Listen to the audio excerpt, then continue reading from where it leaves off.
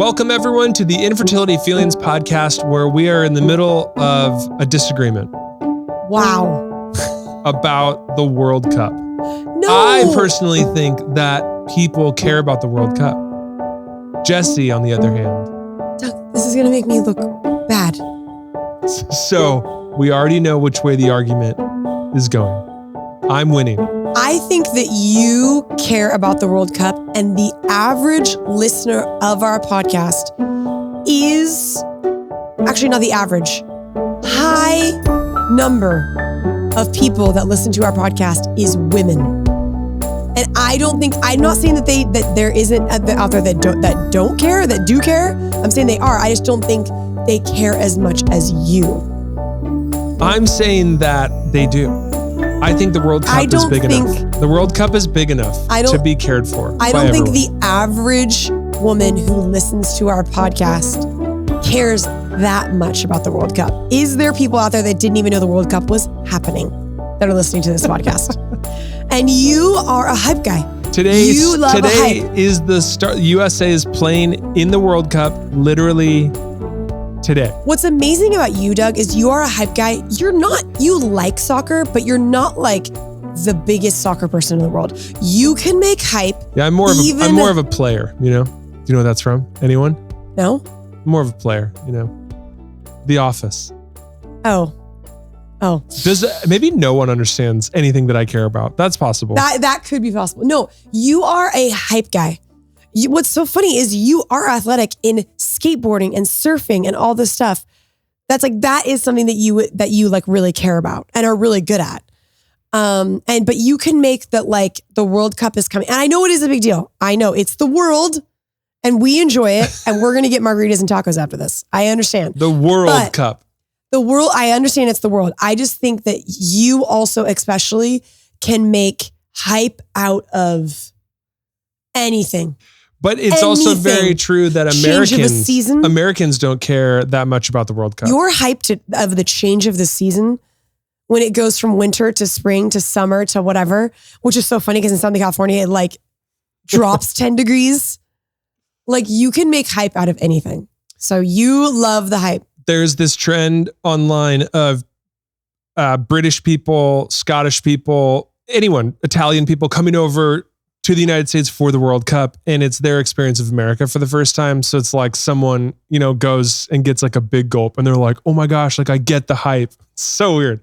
Or there are people being like experiencing New York for the first time. Walmart, Target. Yeah. People like girls are like taking Instagrams of like, oh my gosh, we're going into a Target for the first time, which is so interesting.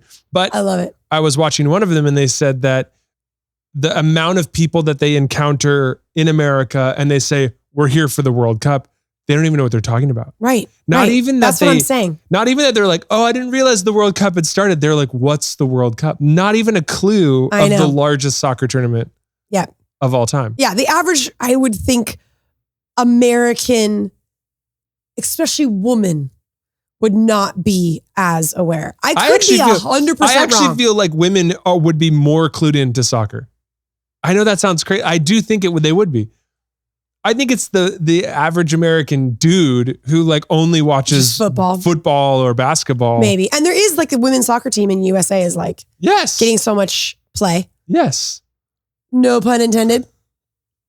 So all that to be said, do you care, listeners, that it's the World Cup? That the World Cup is starting right now? Do we care at all? I care. One of the number one places that listen to this podcast is Australia. Yes. We're very big in America. Also very much so listened to in Australia. And America is playing Australia in, I think like next week or like a couple weeks, something like that. It'll be big. It'll be big. It's a battle. Doug, you just love a hype. You love a hype. You are hype. I do like hype. You love like, I want to say pomp and circumstance. That's not it. You love like I do like pomp and circumstance too. No, it's hilarious. And I am excited. Like we're going to get tacos and margaritas, after this, but really I'm there for that. Really. I am excited. All I'm saying is you are on the losing side of history here, that you are not a fan of the World Cup. I wouldn't say I'm a fan. I would say I like it. Do you hear that? Do you hear that? Do you hear what's happening? The largest sport. Please stop. If our international listenership doesn't plummet after this, I will be surprised. I'm sorry. If you're like in Uruguay or something, or Portugal, I'm so sorry, Jesse. We'll get her up to speed. She's going to fall in love with soccer. Huge Olympics person. I love the Olympics. Jesse's going to fall in love with soccer after this tournament. I like it. I wouldn't say that I am a fan, but I will cheer and be excited and whatever. Do you know why? Also, I probably could go get my nails done at the same time and not. Do you know why Americans call it soccer? And not football? Yeah. No, I was like, that sounded like I had the answer to that question. I actually don't know. Do you know why? No. I don't know why either. I know. Football, it only touches the foot once at the beginning, right? Yeah. In soccer, it's the whole time. Right. People must have Americans be like, soccer, where did that come from? Where did that come from?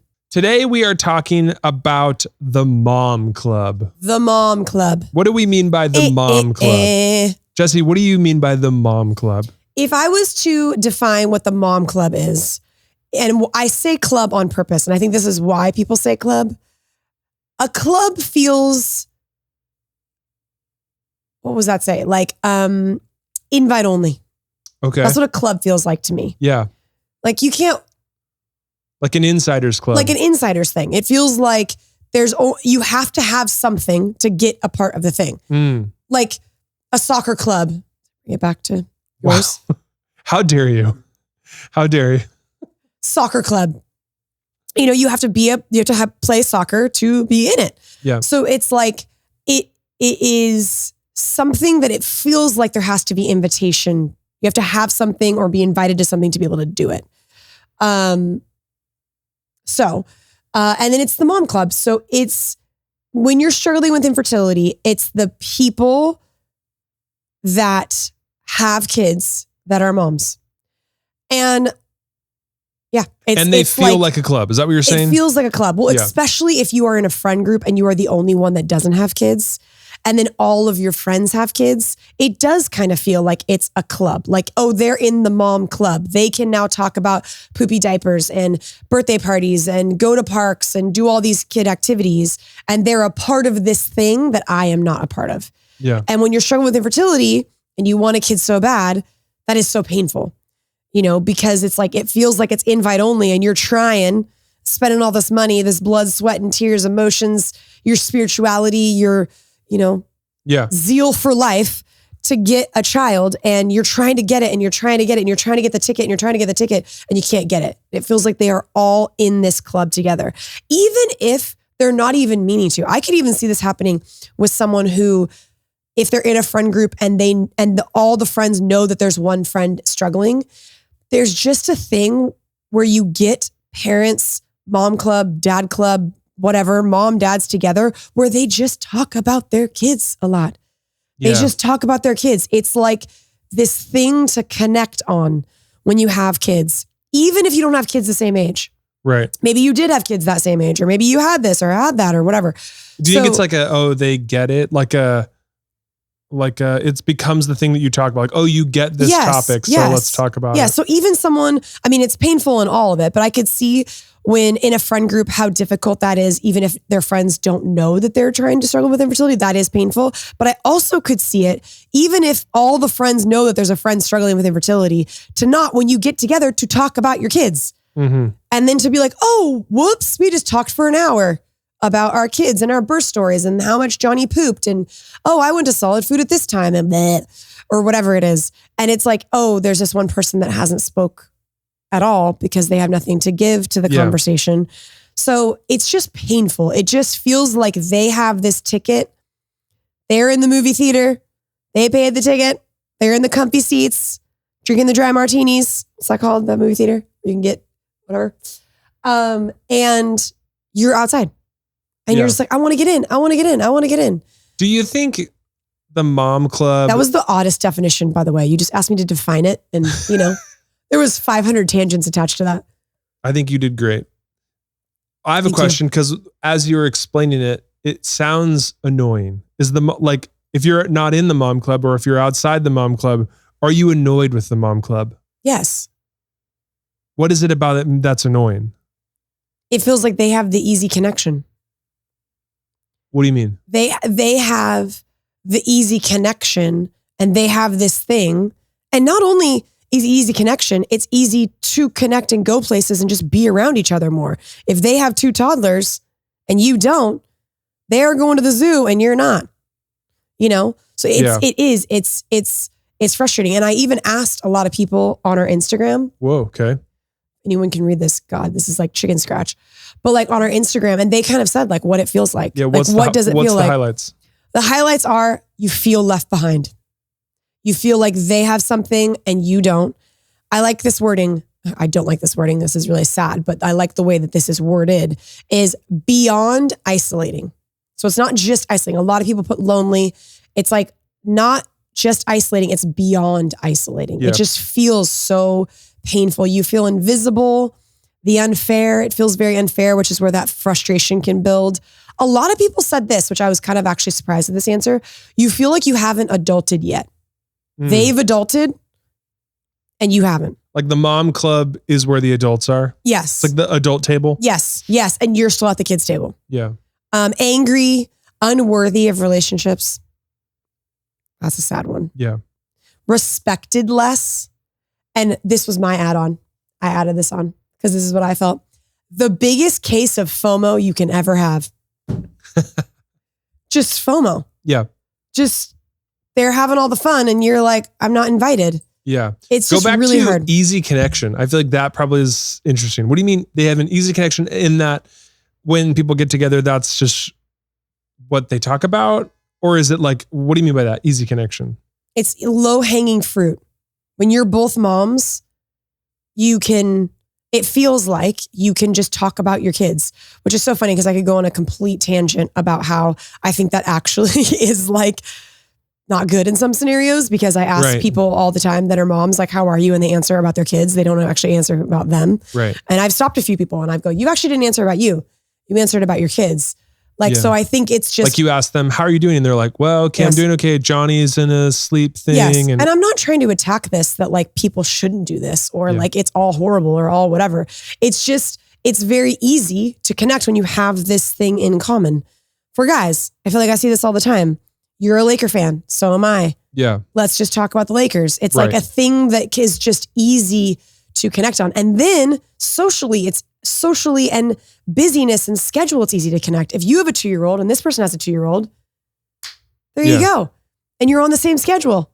Yeah. I have literally seen 2 moms come together and start talking about playgrounds and play places and just like ways to solve that like 4 o'clock boredom in the afternoon. And now they're connecting purely based off that. Yeah. And I've like watched it almost like from a science experiment, from like even just being in the room, being like, I don't know if they've even shared a single detail about who they are. They might not even know each other's names, but they're really connecting. So I think, is that what you're saying? That like you have this tangible circumstance that you're connecting over that just immediately draws you together. And if you don't have that, you feel so outside that club. Have you ever been in one of our process groups or just in life and people in a social environment realize they went to the same college? Yeah, totally. It's like, they're like, I will literally see it in our groups too, where it's like, because everyone doesn't know where everybody lives when we start our groups. Right. And so I'll be like, I live here and I went to this college, and someone will like be like vibrating, like, wait, you went there too? It's like, it's just an easy connection. Yeah, yeah. And I think that happens when you're a mom, which I'm not trying to say that like moms should never talk about their kids. That's not what I'm saying. But also I do think that it is a little bit, it's just easier. It's just easier to connect on that. I think, and then it's so painful because then as a person struggling with infertility, you're almost observing the connection, desperately wanting it and looking at them like, oh, I want that so bad. And that's just difficult. That's what I was going to say, is that when you're not in it, I think you do desperately want to be in it, or you want to have the requirements to be in it. Do you know what I mean? Yeah. Like you want to have children, obviously. You want to get pregnant and you want to like be with them. However, you do think that they're kind of annoying at the same time. So it's a weird sort of triggering. It's sort of like, I'm triggered by you and you're just connecting over your kids and that's what you guys talk about. Right. And you're in this like club, but also I kind of secretly am dying to get into it. And I want to get pregnant and be with you guys and be annoyed about those same things too. Right. I think that's why it's just so hard to figure out how your feelings are towards it. I know. That's why we're doing this podcast. It's just a tricky one to place where you feel, I think, because it's simultaneously triggering, overwhelming. There's jealousy, there's annoyance. Right. And you avoid it and you feel isolated, but you also kind of want to be near it. Right. So I know. Difficult. I know. And then I've almost seen people and I'm just speaking from like what I've actually seen of people in our groups is you're struggling with infertility. You're so angry at the mom club, but really you just want to be in the mom club. Yeah. And then for some people that end up struggling with infertility and end up getting pregnant, now all they want to be in it. Yes. You know what I mean? So it's almost like this weird relationship that you have with it. Where it's like, it's so rude. I don't want to be in it. But then when I am finally become a mom, it's like, oh, now I'm in. Yeah. You know what I mean? Yeah. We posted something online the other day. I think you posted it and I was reading through some of the comments. And I do want to admit that there are people who do this well. Like there are people and friend groups who some of them have children, some of them become moms, but they still definitely make room for other people's experiences and other people's grief. However, I would say the majority of the time that's not the case. Right. I admit a lot of the times that's not the case. Yeah. A lot of the times it feels like people were saying this, I had to like get new friends. Yes. Which is kind of crazy. One girl said that either my friends are married and having kids or they're all single and they want to party. Yeah. And she's like, I'm almost done with that party phase. Yeah. I don't want to necessarily do that anymore. But also, where would I go if I don't? Right. You know what I mean? Right. So yeah, it's hard. It's a hard one. It's a hard one to figure out. What was the thing that we said last podcast? A conundrum. This feels a little bit like another like conundrum, like no easy solution. Right. And it is really, really, really hard. It is really hard because also, which we just touched on, but I feel like we could talk about a lot. It's triggering. They have the thing that you want. They have the subject that you want to talk about. And that's really hard. That's really hard to be around. I think it's particularly triggering too, because that people get pregnant, right? When you're trying to get pregnant, you look around, we want this, we're ready to move on. The infertile community is very aware that people get pregnant. That people get pregnant. And hypothetically, you're like, I want to get pregnant.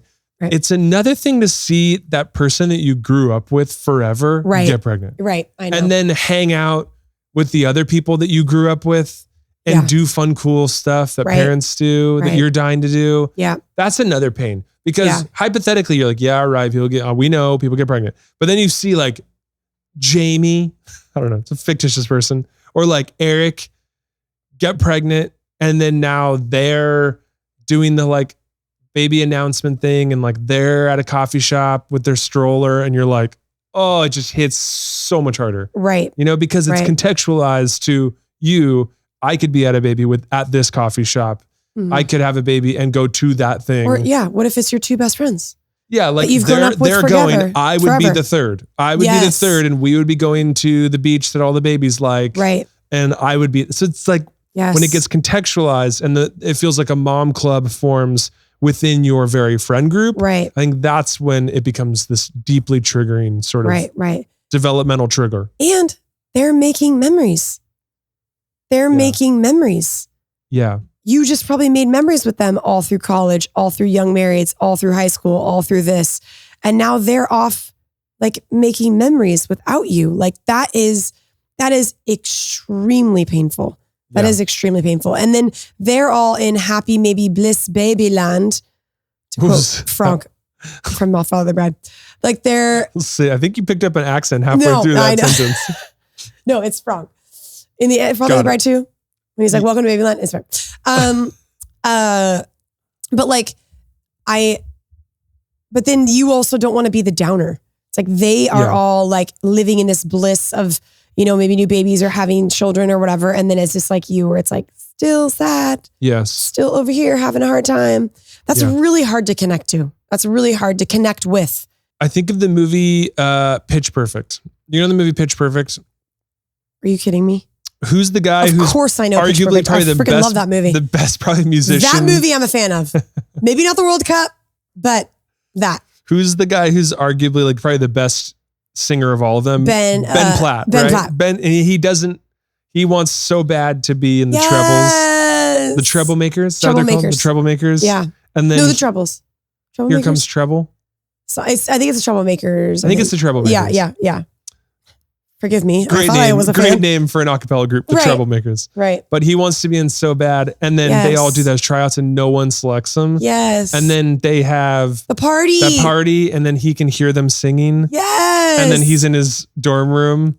Yes. Just like slowly singing Gotta the word. keep your head up. Yeah. Oh. That is a perfect picture of what it feels like. Yes. If anyone is not struggling with infertility and just wondering what this is, just Google that scene. The pool party in the whatever or not pool party. I don't know. The acapella party. The kickoff party at the beginning of that movie when he doesn't get picked. Yeah. It's like, that's it. It's like you're sitting there with, I think he's a magician. Yeah. And he's just like doesn't crying. He say, in case you think I'm weird, don't worry, I'm totally into close-up magic. Yes. But like, that's it. That's it. It's like everyone is doing something and everyone is having fun and you're in your dorm room crying with magician set. I don't think there's a better picture. There's not a better picture. You're just playing with your magic set, listening to everyone do the thing. Like they all got in and you're like, I guess I'll just be out here desperately wanting to be in. That's just so painful. So if you're wondering why it's so hard to stay connected when you're struggling with infertility, this is it. I think it has a very real world application too. Right. I feel like when we talk to people, it's very tangible. Kind of. And all of it's everything that we talk about feels very tangible, but I would say oftentimes, I don't know, the feeling of unworthy, that feels like, what is that? Yes. You know what I mean? That's what I was going to say. It feels like big and whatever. It's like, this is it. This is why it's so hard. It's like, did I completely cut you off? No. Okay. I was just saying like, exactly. Yeah. Your friends are moving on. It feels like without you, they're making all these memories and connections and you want to hang out with them so desperately, but you feel like you're a Debbie Downer and you have nothing fun to offer and you want to be invited to the birthday party and you also don't want to be invited to the birthday party. And then you feel like a jerk because you're like hating on the kid or hating on the pregnancy or hating on them. And you feel like a jerk and you feel like a bad friend. And then, but also it's completely triggering for some people to be around other kids and other pregnant people and all that. So it's just, this is it. This is why this is so hard. It is that big, huge conundrum. I even see it in the infertility community. Someone gets pregnant, super hard to connect, super hard where to know where to go. I just had someone in my group that struggled with secondary infertility and she was like, this feels more like my space, which is so weird because I have a living child, but this infertility community is where I feel seen. I don't feel seen over here. So it's just like, this is it. This is why it's so complicated, is because it's just hard to know what to do, hard to navigate. There's a lot of things we talk about on the podcast that are very much so, like what you said, feeling unseen or feeling, grief and trauma and all this kind of stuff.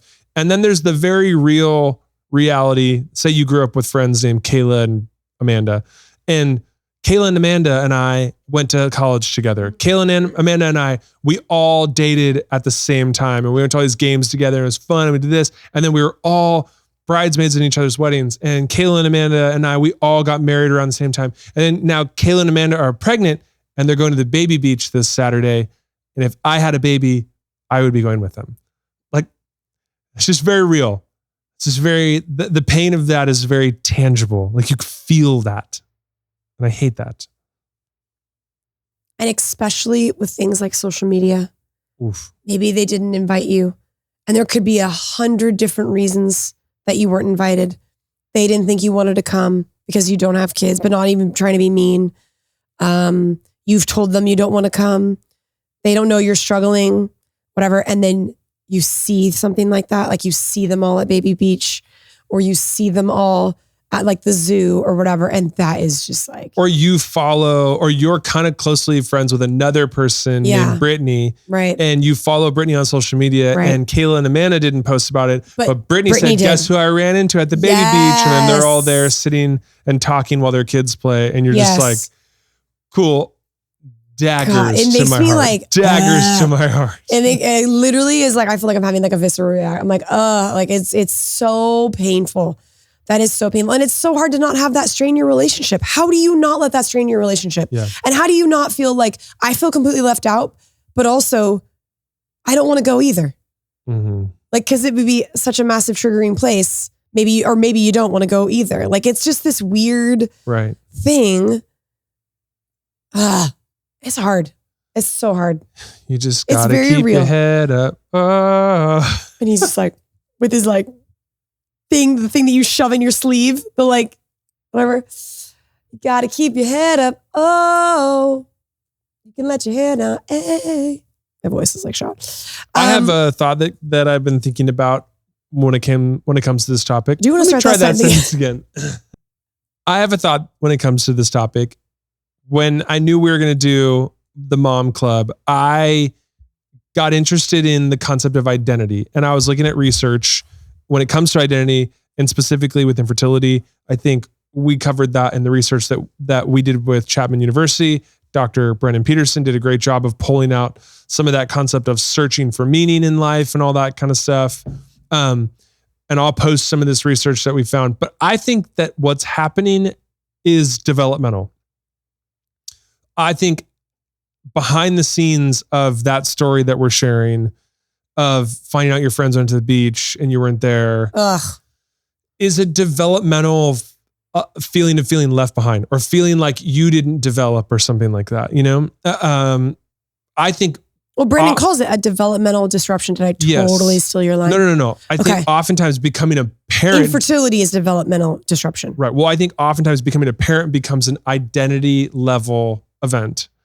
You give birth to a child, it's like now part of your identity. Like, who are you? I am Rachel that has 3 kids or something. Yes. Yeah. Or I am Rachel that has 1 kid. You know what I mean? I am Rachel that got pregnant, and now we have Olivia in our life. Right. And Olivia's this, and she changed my life forever. And, you know, and it's like, now this is part of your identity, and it becomes like an identity level event. I think then that's why you were saying sometimes when moms or dads or anyone get together, they're sort of wearing their new identity. They're like trying it out. It's like a brand new suit they put on, you know? I think that's a really good caveat. Mom club and dad club. This could be both and continue. Oh, I've seen it in dads. You felt it in dads. Oh my gosh, yes. All they talk about is their kids. You know, like, and it's sort of giving birth, the story. It's like there's really dads at sometimes, if it's a bunch of men, sometimes can at times, not in every case, struggle to know what to talk about. Yes. So I've seen that happen. They can talk about sports, they can talk about work, kids. It's sort of like is there anything that we can talk about? Right. We're at this thing together. What can we talk about? So yes, of course it gets brought up. Right. But I really think that there is like this new set of clothes that you just got, and you're trying them out. You're like walking around in them and trying to figure out, this is my new identity. And that almost becomes something that feels good, I think. I think there's research to back that up, that it feels good to wear your new identity. It's like the first time you got onto a sports team and you wear your jersey to school in high school. Right. You're just like, this is me. I finally made fresh JV cross country. Right. I was going to say, I don't know what that feels like because I didn't really play sports, but great. That sounds awesome. I finally made it on JV cross country, team. JV volleyball. As a senior. Right. But totally. I think you wear it. You're like, you're trying it out. It's funny. I wasn't thinking that. I was thinking like Joseph in the Technicolor Dreamcoat. What? Like the play? Is my like... Or this Bible story. Bible story. Is my fundamental 90s upbringing showing through? That's literally what I was picturing. I was like, yes, Joseph in the Technicolor Dreamcoat. Yes, I love it. I thought you went play. I thought you went the play first, but then you were saying no, the actual biblical story. Yes, the actual biblical story. Raised 90s fundamental. I literally, when you were like, like wearing it, like tried it out. I'm like, yeah, Joseph in the Technicolor Dreamcoat. Just continue. I mean, sure. Joseph in his dream coat is whatever. I just think there's. I was raised Christian. You get this. You get 90s. This. You get this new identity, and then you wear it, and you try it out. The research I'm talking about is that, given enough time, infertility can become an identity level disruption. It almost becomes, that's why, like, you see people going through this identity change of becoming a parent. You're almost going through an identity change of experiencing, years of infertility, maybe even childlessness, not by choice after infertility. Or for us, it was like childlessness followed up by the opportunity to do adoption. So it's just, I think that becomes an identity level issue. So you have two people who are in a way trying to figure out their identity at the exact same time. And you've lost the previous identity markers of the past. Does that make sense? I weaved in and out of that. Can you explain? I was trying to think of an example of actually. You were thinking about Joseph and his Technicolor Dreamcoat. No, I was done with Joseph. No, I was thinking about my point. What? Say it again. I've said it's something that simpler. I think I've said it on the podcast a lot in the past, but it's basically there was a whole bunch of crap we used to connect on. Yes. And it became not only just fun things that we connected on, they were part of our identity. Right. So that's a very important part. It was not just like, oh, you like ice cream, I like ice cream. It was, we are young people. I mean, that's like an identity level marker. But even younger, I mean, we were on the same little Sparkle Dolphin softball team. I still though think that is circumstantial. You know what I mean? I'm thinking of things that actually became identity markers. Oh, you know what I mean? Okay. Like you're saying that the Glitter Sparkle softball team is not an identity? How dare you? Like we're college. I was on the tidal waves, Doug. That was my identity, truly. You were. I was on the softball team tidal waves. I think there's lots of things that are circumstantial, we do connect on those things. Absolutely. Same college, same dorm, same Glitter Sparkle team. I think there are things though that become even more than that, almost identity markers, you know, like I think young, like we are young or we are married, like we're married, we're young and we're married. That's that's an identity. That becomes not just, oh, we both like the Lakers. We're going through the same thing in life and my identity feels attached to you. I think this for a lot of people is the first time that our identities have now don't match. They don't match. Yeah. And it's with people that our identities have matched maybe for a long time. You know, we're in the same family. Maybe it's your brother or sister. We are young married. You're a mom. That's the identity that I thought that I was going to, and I've had an identity disruption. And now I'm actually now kind of almost having infertility is now becoming like an identity level event. Does that make sense? Mm-hmm. Mm-hmm. So we had a lot of things that were massive that connected us, a bunch of stuff that connected us, so big that they were like our identities. And now we've drifted. Have you ever seen Fast 10? Can't say I have. You know the Fast and the Furious franchise? Is that the song that is the Kobe funeral song? Yes. You know the Fast and the Furious franchise? Worst song. And I hate to attach this to sports again or guys movie. Paul Walker's death. That's so sad because that's what they're talking about in the movie. It's because he leaves. You know that moment in the movie? You never saw it. I never saw it. I saw the preview. There's no way. Actually, probably, maybe not a lot of people saw this. But in the end, Vin Diesel, also, what's his name in the movies? Dom Toretto. And Paul Walker, I don't forget his name in the movies. Probably something amazingly like they're driving side by side. He has got a good looking name. Whatever it is, I'm going to tell you right now, it's a good looking name. Now we must know. They're driving side by side. And as that song plays, it's been a long time without you, my friend. And then they like take two different paths. There's probably a million different ways better ways to explain it. Brian O'Connor. Or Buster? There's no way that's his name. Brian O'Connor? Paul Walker's character name in Fast and the Furious franchise is Brian O'Connor. Okay. So does that? Doesn't show. Didn't show. Not what I thought it was I'm right be. about Dom Toretto though, right? Do you want me to look it up? No, I know I'm right about that. What's Vin Diesel's name in the Fast and Furious? Dominic Toretto. Dom Toretto, please. Watch this picture. It's just like so.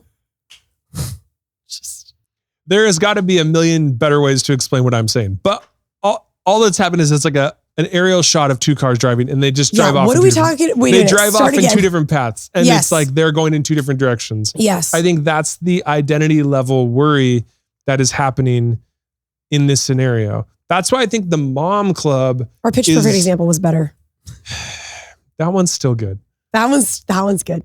I don't know why I'm laughing because it's so sad, but yeah, I think that the Mom Club is more than the Mom Club. That's what I'm trying to say.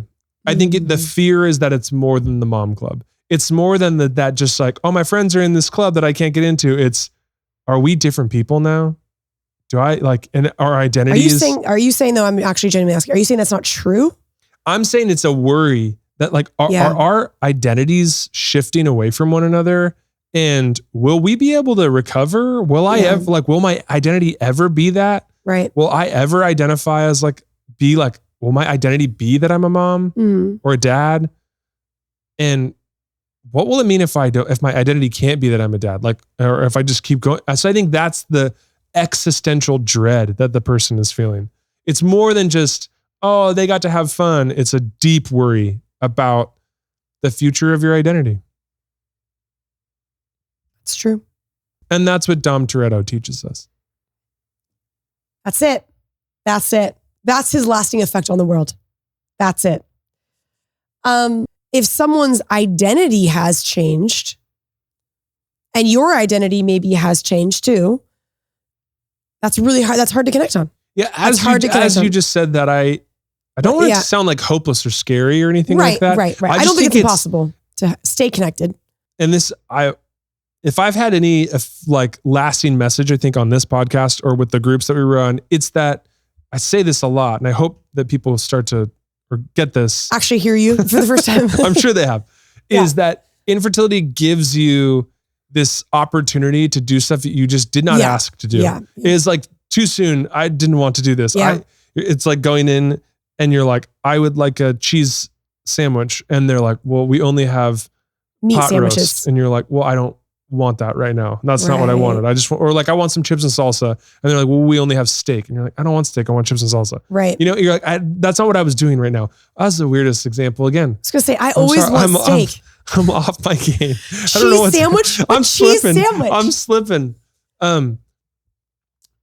It's that you don't want to be doing the stuff that you're doing. Like, I don't want to have to figure out my relationships. I don't want to have to grow. I don't want to have to, not that we don't ever want to not grow, but it's just like, I don't want to do all of this. I just wanted to get pregnant. I don't want to have to figure out my relationships and blah, blah, blah, blah, blah, blah.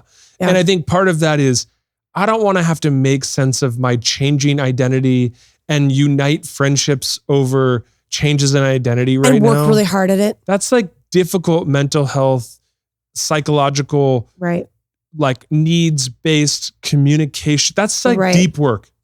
Right.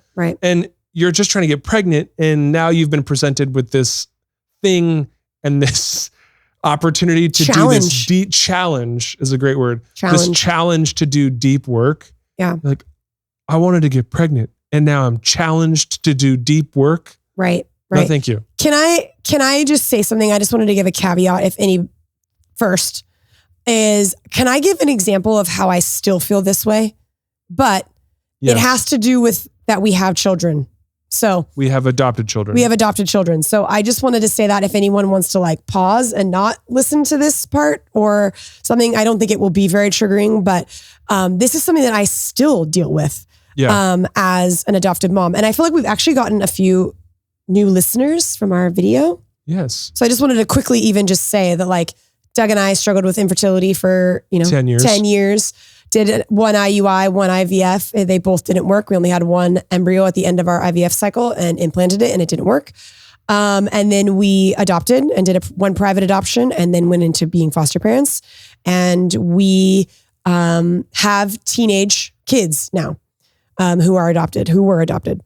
So if that is like too triggering to want to even continue to listen to, I completely understand. I just wanted to say that. But you said it was hopeless, and I just wanted to say a little bit about hope and how maybe I've worked on it even now. Yeah. Is that good?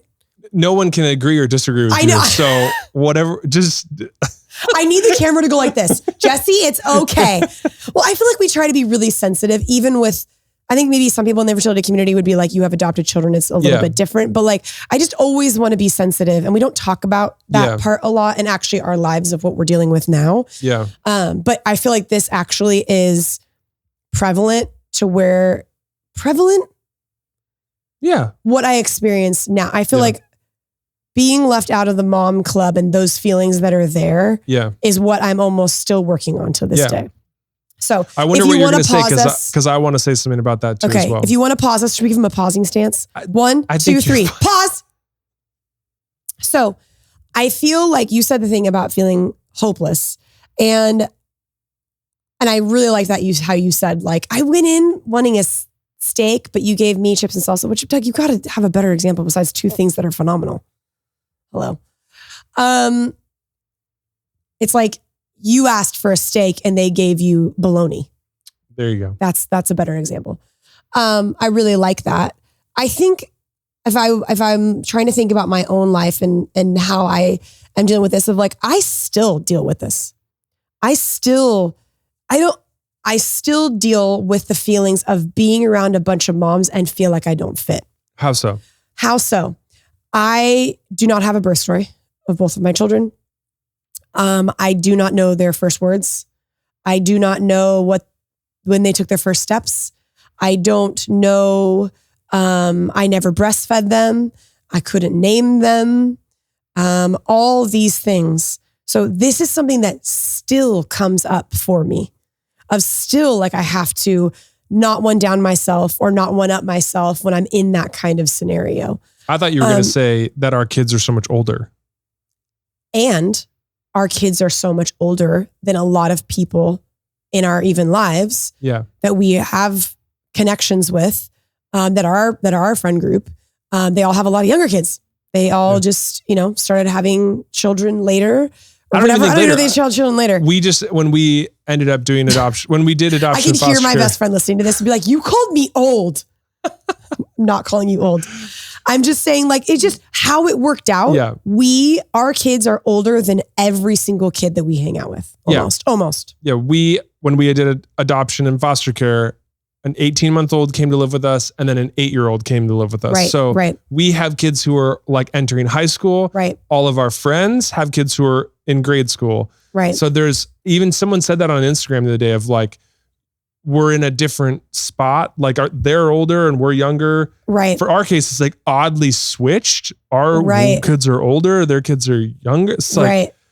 So I think it didn't just go away. Like we adopted and that disconnect from people being moms, the mom club, the dad club didn't go away, which is right. hard to reconcile. I think that would be a good thing for you to talk about. And I think that does affect me too. And I feel like I am like still trying to connect in some way because it is hard, but that they're not hard that they're older, but they are older. And a lot of people that are in our lives all have younger kids. So it's like, it feels like that I feel that. But me, no, I feel like it's more of how I identify myself as a mom and trying to connect with other moms. Because what's the story that everybody likes to tell of like when they took their first steps and all this stuff. It's like, I don't have any of those things. And so, but I will say that the way that I've been able to really grow or heal in that area is making more peace with who I am. It's the most boring answer in the freaking world. But like making true peace with your story. Making true peace with my story. And yes, when everyone goes around and starts sharing stories of birth stories or when their child took their first steps, of course, there's a little bit of part of me that pings and goes like, I don't have any, or ping, I get a ping that like, I don't have anything to offer to this. But the more that I have grieved, accepted my reality, and not only accepted my reality of like, accepted my reality with peace. I think peace is the important word. And we talk about this at length in our process groups. And we have a whole week where we just watch videos and just talk about this step. How do you do that? What do you do to make peace with it? But I think that's the only thing. So I think as hope, like, it's funny. It's so hard. I feel like in a way that is hopeful, but then in one way it's like, but I don't want to do that. And it's like, neither did I. I didn't want to do that. Of course, we have adopted children. I love my children, like, of course, but I didn't want it to follow me. I thought that maybe just adopting and having kids, it would just go away. And I would be able to be like, and it's still something. And even if you don't adopt kids, but you have an infertility story, it already is kind of different. Yeah. It already is something that's not the typical norm. It already is something that's not just, oh, wham, bam, you got pregnant. It's like, no, we did 10 rounds of IVF and finally got our miracle child. It's like, that is already different. Yeah. So I think the hope is that the more that I think you can make peace with your reality, make friends with your reality, accept it through peace, not anger, the more you can, I think that doesn't hurt as bad for me. I still get a ping. The separation doesn't hurt as bad. No, the like stories. I'm just actually talking like tangibly, the actual stories. I mean, okay. I know that you have hung out around a lot of women, but I don't think you realize how much women can talk about birth stories and breastfeeding and steps and that and this and that, where it's like, it's always, so it's like, even just tangibly, like, how do I stay connected to people that don't have the same stories with me is the more that I can make peace with my journey and who I am and what my reality is, that has been helpful to bring to the relationship, because now that is their journey and this is mine. And I've made peace. I'm not necessarily happy that me and you could never have kids. That doesn't mean that I'm like joyful about it, but I've made peace with it. I've made peace that this is the way that we have grown our family. It's almost like I've shook hands. I've shook hands with it. I've made peace. I've grieved. I've made peace that this is our reality. And that helps me in my relationships. It does. I think that's it. Like there's no way to land this. Not easy. There's no way to land this conversation and be like, that's what you do. If there was one thing that if we were talking about this concept of like the mom club, making peace with your story is a huge part of how to survive it. How do you like survive a bunch of your friends becoming a part of the dad club, the mom club, making peace with your story and making peace with your reality, making friends with your reality. That's very important. I think very hard. Very hard. Very hard. Which there is a little bit of hope there. This is what we talk about our process groups. The last week of our process groups, this is what we talk about. And we watch a video and do a workbook about it and all that stuff. It's literally the title is like, how do you stay mutual? How do you stay connected? And that's not just our idea. Like that's research-backed, evidence-based. There's a lot of work that's how you make sense of your changing identity. Right. If that's ever sounds interesting to you, that's a lot of what we're doing, like the conversations we're having. But I think it's just something for us to throw into your well of life. A coin. I got an image of throwing a coin into a well, like throwing an idea into your brain. Were you wearing a Technicolor dream coat when you threw in the coin? But just like tossing that idea of like it does when you do make friends with your reality and you really accept in peace what your story is, it does help. It helps you enter in. It's so hard. Like the only thing that cures loneliness is people. I don't want that to be the case. I want this sometimes, or in my darker days or darker seasons of life or whatever. Like, and I'm not saying that I have a town on my phone that I absolutely love. That's like Sims and I love it. It's like, but that I think is hard too. And it's like you almost have to have a choice of like looking at your friendships, identifying who your safe people are. If you don't have any safe people, we have a safe place for you in our process groups. But like, it's like the only cure to loneliness is people. I don't think I've ever said that before. It's true. I know. I wish it wasn't though. You wish it was Instagram? I don't wish it was Instagram. It's just, I think I want it to be easier. Yeah. I think I want it to be easier than that. And when you have something like infertility in your journey, it's just so hard. It's so hard. But I think what happens is what everyone said on this thing was they are lonely. I think the infertility community is lonely. Yeah. And it's so hard to think that the only cure for that is people. Like I wish it was something else. You know how it's like you can exercise many different ways? You can walk, you can run, you can swim, you can you can dance, it's like there's so many options. It's like loneliness, there's only one option. Yeah. And it's people. Oh, it's so hard, but it's so true. Because I think what's hard is when we pull away and I'm not saying it's not justified, because it is justified. It's super painful to be connected to people that have kids, but it's the thing that comes with it is loneliness. Is it absolutely can be lonely. But the only cure to loneliness is people. I truly do wish there was something that like beyond anything united people. You know what I mean? Like something that like just like we're so not that anymore. Connected everyone. Something that like the whole world cared about, that like brought people together. Could be like a sport that like maybe the nations came together and then like they competed on just this like one sport, kind of like the World Cup. You've been which waiting. Which literally starts in 2 hours. Which literally you've been waiting for that. Were you thinking about that in the back of your mind the whole time of this podcast? It brings us together, people. Brings us together. It brings us together. Brings us together today. Do you know what that is? Of course.